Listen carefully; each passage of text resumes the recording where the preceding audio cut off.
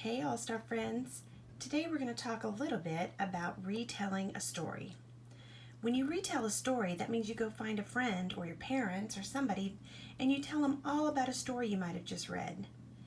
There are important parts when you retell a story. You can't just tell the funny parts or the sad parts.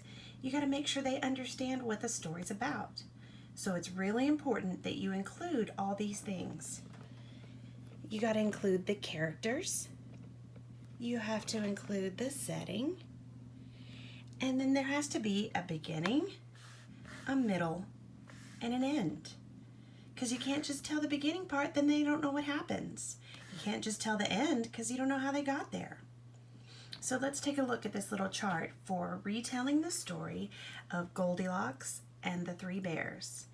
Remember, I talked about my characters, Goldilocks and the Three Bears. That's who the story is about.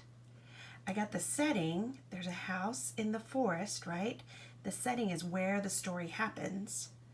So far we know that there's a girl, bears, and there's a house in the woods. So let's talk about the beginning, the middle, and the end. In the beginning of Goldilocks and the Three Bears, Goldilocks found the empty cabin after the bears went on a walk. Remember, they were going to eat porridge and that they needed to take a walk because it was too hot?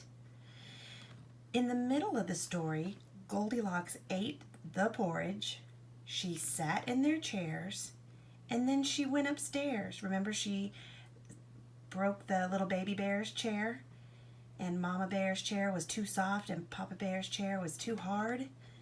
And in the end, she messed up all the beds because she tried to sleep in all of them, and fell asleep in Baby Bear's bed.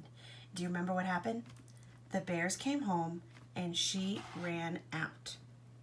So we covered all the important parts, and it didn't take that long.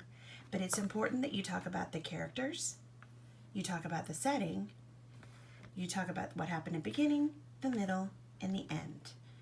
Those are the 5 important parts of retelling a story.